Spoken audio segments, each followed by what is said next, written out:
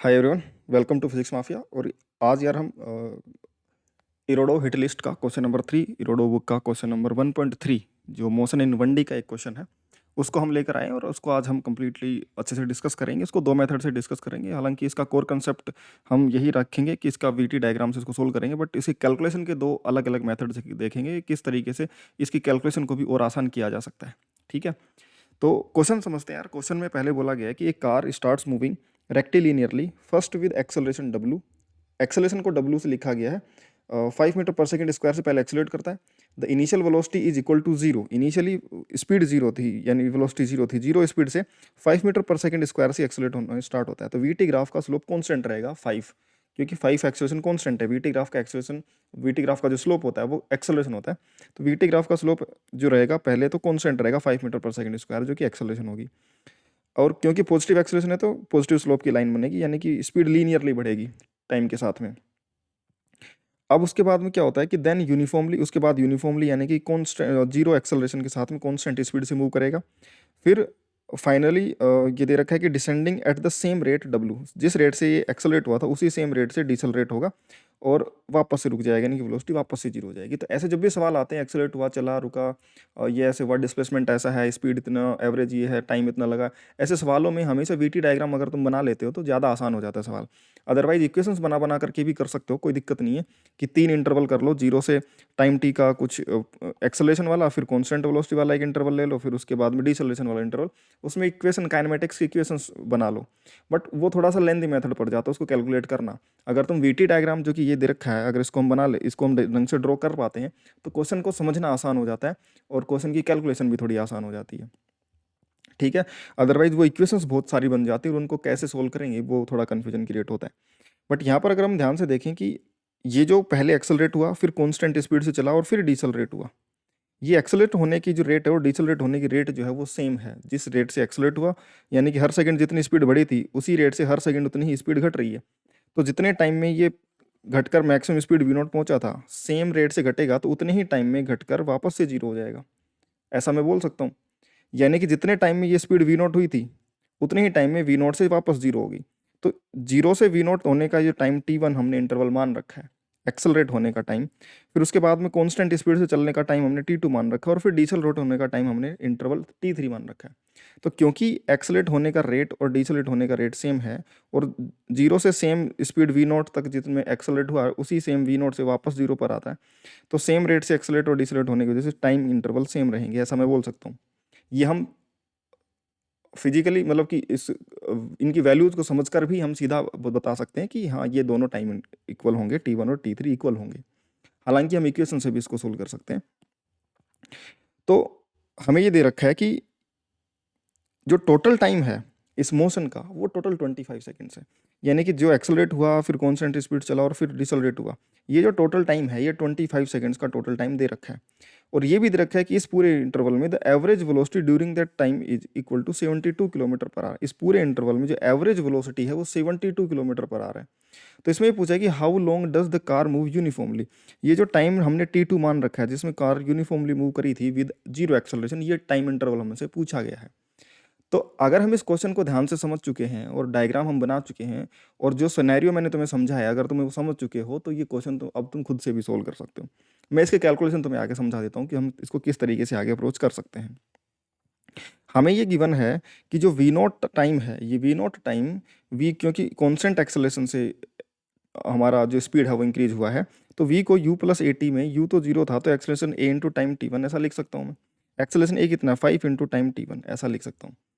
Same इस we not को फिर से डिसेलरेट होने वाली इक्वेशन से अगर मैं देखूंगा तो डिसेलरेट होने वाली equation final velocity zero, initial velocity V nought equal to U plus A T, फिर से इसके लिए इक्वेशन लगाऊंगा। यानी यहाँ पर मैं इसके लिए इक्वेशन में लगा सकता हूँ फाइनल वेलोसिटी तुम्हारा वी नॉट है is equal to initial velocity zero plus acceleration 5 है, टाइम T1 है। यहाँ पर तुम्हारी फाइनल वेलोसिटी जीरो है equal to initial velocity V nought है प्लस एक्सेलरेशन तुम्हारा माइनस का 5 है और टाइम T3 है। ऐसा मैं बना सकता हूँ। इस इक्वेशन को देखूंगा तो यहाँ से V nought equal to 5T1 आ रहा है और यहाँ से देखूंगा तो वी नॉट इधर आ जाएगा तो माइनस माइनस फिर कट जाएगा, तो V nought equal to 5T3, यानी कि वी नॉट 5T1 के बराबर ही है और 5T3 के बराबर भी है। या फिर मैं ऐसे बोल सकता हूँ कि अगर ये स्लोप और ये स्लोप का मैग्नीट्यूड कांस्टेंट है, तो इसका ये एंगल थीटा जो बनेगा उसका इधर से ये एंगल थीटा बनेगा।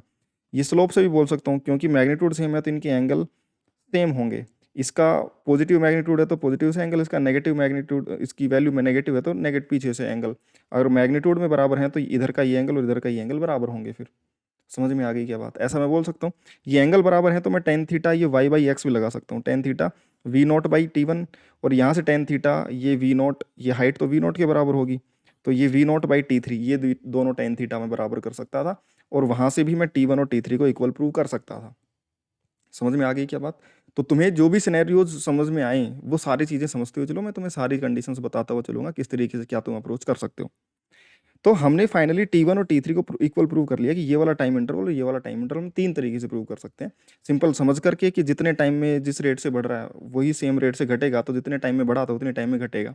सिंपल अंडरस्टैंडिंग ये हो सकती है, या फिर ये वेलोसिटी का फॉर्मूला कांस्टेंट एक्सेस लगा करके, या फिर टेन थीटा वाला कंसेप्ट, तीनों से हम ये प्रूव कर सकते हैं।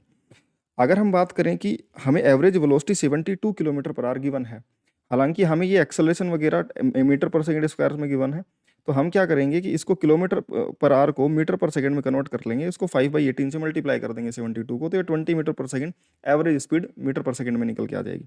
टोटल टाइम जो लगा, total time T1 plus T2 plus T3, और T1 और T3 जिसमें से बराबर हैं, तो इसको T1 प्लस T3 को 2T1 या फिर 2T3 कुछ भी लिख सकता हूँ, T1 plus T2 plus T3, इस T3 को वापस से T1 ही रख दो, तो इसको T1 plus T1 2T1 plus T2 equal to total time 25 second जो कि मैं गिवन है उसके इक्वल लिख सकता हूँ इसको।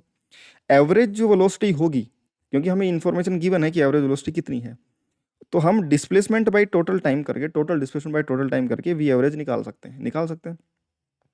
तो V average equal to total displacement क्या होगा? टोटल डिस्प्लेसमेंट होगा पहले ये वाला डिस्प्लेसमेंट कि इतने टाइम में कितना डिस्प्लेसमेंट हुआ, फिर ये वाला कितना डिस्प्लेसमेंट हुआ, फिर यहाँ पर कितना डिस्प्लेसमेंट हुआ। इस पूरे ही इंटरवल में वेलोसिटी क्योंकि पॉजिटिव है तो डिस्प्लेसमेंट हमेशा बढ़ेगा। यहाँ पर एक्सेलरेशन नेगेटिव जरूर है, उससे वेलोसिटी कम हो रही है, लेकिन है तो पॉजिटिव, चल तो वो प्लस में ही रहा है, क्योंकि वेलोसिटी का कोऑर्डिनेट तो हमेशा पॉजिटिव ही है, तो वो डिस्प्लेसमेंट तो उसका पॉजिटिव में ही हो रहा है। तो और सीधे से बात करूं कि ये वाला जो ट्रायंगल और ये वाला ट्रायंगल बिल्कुल सिमिलर ट्रायंगल है, ये कॉन्ग्रुएंट ट्रायंगल्स हैं। वीटी ग्राफ का एरिया हमें क्या देता है? डिस्प्लेसमेंट देता है। तो वीटी ग्राफ का एरिया यहाँ पर लिखूं, वीटी ग्राफ एरिया जो होता है वो क्या होता है? डिस्प्लेसमेंट होता है। तो टोटल डिस्प्लेसमेंट निकालने के लिए ये वाला एरिया देख लूंगा प्लस ये वाला एरिया देख लूंगा और ये वाला, तीनों एरिया देख लूंगा, तो टोटल डिस्प्लेसमेंट आ जाएगा जीरो से टोटल टी टाइम तक का जो 25 सेकंड तक का होगा। तो पहले तो ये वाला जो ट्रायंगल है उसका area half into T1 into V nought, half into base into height, half into T1 into half into T1 into V nought, ये पहला एरिया है। फिर इसका एरिया क्या बन जाएगा? यहाँ की स्पीड वी नॉट, ये जो हाइट है, सॉरी ये हाइट है वो वी नॉट है, और ये जो विड्थ है ये किसके बराबर है? T2 के बराबर है।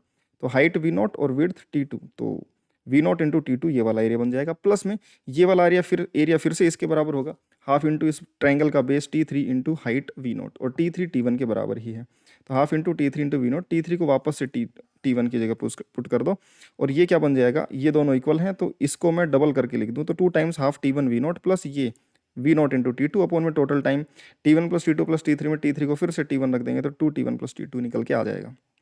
2T1 plus T2 total time जो है, या T1 plus T2 plus T3 जो है वो 25 सेकंड्स है, तो यहाँ पर रख देंगे 25 सेकंड्स, और जो एवरेज इस वेलोसिटी हमें दे रखी है वो 20 मीटर पर सेकंड दे रखी है, तो 20 और 25 यहाँ पर रख देंगे, तो हमारी ये इक्वेशन T1 और T2 के फॉर्मेट में निकल के आ जाएगी। समझ में आ रही है? 500 equal to 5T1 into T1 plus 5T1 T2, 5T1 square plus 5T1 T2, ये हमारी हमारी इक्वेशन निकल के आ गई T1 और T2 के फॉर्मेट में। लेकिन हमें पता है कि देखो जो टाइम T2 है, वो टाइम T2, ये वाला जो टाइम है, ये टोटल टाइम जो बनेगा 25, उसमें से ये वाला टाइम और ये वाला टाइम अगर मैं माइनस कर दूं तो ये वाला टाइम बचेगा T2, तो मैं टोटल 25 में से T1 और T3 माइनस कर दूं, T1 और T3 माइनस कर दूं, या फिर 2T1 माइनस कर दूं, क्योंकि T1 और T3 बराबर है। तो क्या मैं इस T2 को ऐसा लिख सकता हूँ? हालांकि ये होगा ऐसे 25 माइनस T1 माइनस T3, लेकिन ये दोनों क्योंकि इक्वल हैं, इसको मैं T3 को भी T1 रख करके माइनस 2T1 लिख सकता हूँ। समझ में आ गई बात? तो T2 तुम्हारा 25 माइनस 2T1, या फिर यहाँ से भी लिख सकते हैं T2 को 25 माइनस 2T1, जो हमने इक्वेशन पहले बनाई थी वही दोबारा से भी बना करके T2 लिख सकते हैं। इस T2 को यहाँ पर रिप्लेस कर दो T1 के फॉर्मेट में, ताकि ये T1 की क्वाड्रेटिक इक्वेशन बन जाए और T1 निकल के आ जाए। समझ में आ गई के बात? तो हमने T2 में यहाँ पे रिप्लेस कर दिया और इस क्वाड्रेटिक इक्वेशन को सोल्व करा, फिर सोल्व करा तो T1 की वैल्यू निकल के आ गई। ये सिर्फ कैलकुलेशन है, ये तुम खुद से भी कर सकते हो, अदरवाइज ये कैलकुलेशन तुम स्टेप वाइज देख सकते हो। T1 की वैल्यू निकल के आती है दो, क्योंकि क्वाड्रेटिक इक्वेशन है, टाइम के दो वैल्यूज निकल के आए। और मजे की बात ये थी कि दोनों के दोनों पॉजिटिव टाइम निकल के आ रहे थे, 20 सेकंड एंड 5 सेकंड। अब T1 तो दोनों पॉजिटिव निकल के आ रहे थे, उसके करस्पॉन्डिंग T2 कितना होगा। यहाँ पर अगर मैं T1 रखता जाऊंगा तो T2 मुझे मिलता जाएगा। जब मैं T1 रखूंगा 20 सेकंड, तो 20 रखूंगा तो 20 इंटू 40, 25 माइनस 40 माइनस का 15 आएगा। और जब मैं 5 रखूंगा तो 5 इंटू 2 या 10, 25 माइनस 10 यानी कि 15 निकल के आएगा। तो T1 की वैल्यू 20 पर T2 आया -15 सेकंड।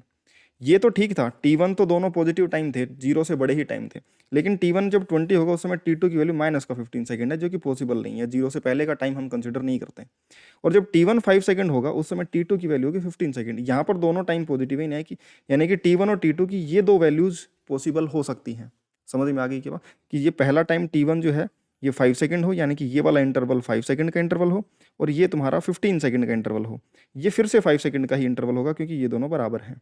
तो टोटल टाइम देखो 5 और 15 और 5, तो 5 और 5 10, 10 और प्लस 15 25 सेकंड टोटल टाइम निकल के भी आ रहा है। समझ में आ गई क्या बात, और वही टोटल टाइम हमें दे रखा था। तो हमारा जो T2 आया वो T2 कितना निकल के आ गया, 15 सेकंड। ये करेक्ट आंसर होगा तुम्हारा। इसी की कैलकुलेशन को थोड़ा सा मॉडिफाई करके हम दूसरे तरीके से भी कर सकते हैं। हमें पता है कि ये T1 और T3 बराबर हैं, क्योंकि हमने ये प्रूव कर रखा है। टोटल टाइम 25 सेकंड है। यहाँ से 2T1 प्लस T2, इसको T1 plus T3 plus T2 को 25 लिखे, तो T3 को T1 ही रख देंगे, तो 2T1 plus T3 equal to total time T हम लिख सकते हैं। वी एवरेज हमें 20 मीटर पर सेकंड दे रखा है।